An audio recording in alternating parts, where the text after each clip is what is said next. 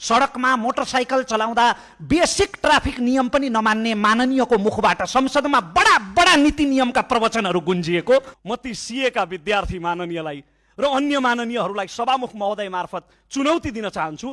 कुनै rocket science चाहिँदैन, यही रोस्टममा उभिएर अङ्कको चार्ट देखाएर पुष्टि गर्नुहोस् त कहाँनिर राज्यलाई घाटा भयो। भन्सारको दर त त्यति बेला बढी थियो, अहिले घटेको छ त ती गाडीहरूमा, कहाँनिर व्यापारीलाई नाफा भयो। यो संसदको रोस्टममा उभिएर पुष्टि गर्नुहोस्, म हार स्वीकार्न तयार छु। जुन पार्टीका मेरै नामका गृहमन्त्री हुँदा यो देशमा जेनजी बालबालिकाहरूको नरसंहार भएको थियो, त्यही पार्टीले तिनै जेनजी शहीदको सम्झनामा संसदमा पार्टीगत मौन धारण गरेको, गिरिबन्धु काण्डको नाम लिन डराएर टी स्टेटको छानबिन गरे हुन्छ भनेर सदाचारको अभिनय गरेको जनताले निहालिरहेकै छन्। हाम्रो माननीय अर्थमन्त्रीको अनावश्यक रूपमा हुँदै नभएको भ्रम फैलाएर चरित्र हत्या गरियो।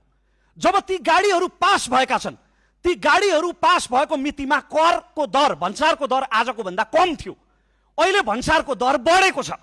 अब मेरो प्रश्न, कहाँनिर राज्यलाई घाटा भयो र कहाँनिर व्यापारीलाई नाफा भयो, कहाँनिर देखिन्छ कैफियत? कहिलेकाहीँ जेपिटी बोलिदिने बानी असाध्यै घातक हुन्छ। पूर्वेली भाषामा भन्दा जे पनि भनिदिने।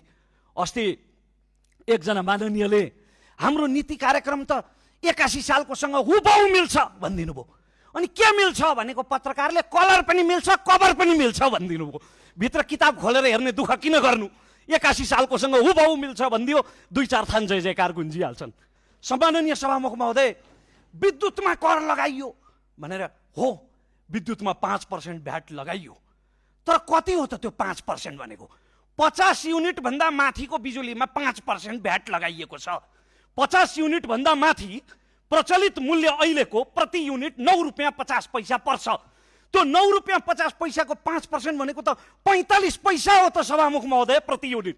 प्रति युनिट 45 पैसा भनेको मैले यदि 100 युनिट बिजुली खपत गरेँ भने मलाई पर्ने करको भार भनेको महिनाको 22.5 रुपियाँ हो। साँच्चै अन्याय भएको हो त मलाई। के का ठुल्ठुला कुरा मात्रै गरेर हुन्छ यहाँ विद्युतीकरणको युगमा प्रवेश गर्ने भनेर? प्रधानमन्त्रीको शब्द म सापट लिन चाहन्छु। अनि सब स्टेसन र ट्रान्सफर्मर रुखमा फल्छ, त्यसका लागि स्रोत चाहिँदैन, त्यसका लागि विद्युतमा यसपटक म ऋण खान्छु तर तिर्दिन भन्ने त उही मेरा काकाको तर्क जस्तो भयो त। ऋणको रिसेड्युलिङ हुन सक्छ, ऋणको भाका सारिन सक्छ, तर ऋण खाएपछि एक दिन तिर्नुपर्छ त नि। त्यति बेलासम्म म अग्रज माननीयहरूलाई निशुल्क ज्योतिषी नबन्न आग्रह गर्छु। यो सरकारले किसान देखेन कि प्रतिपक्षले राम्ररी बजेट पढेन?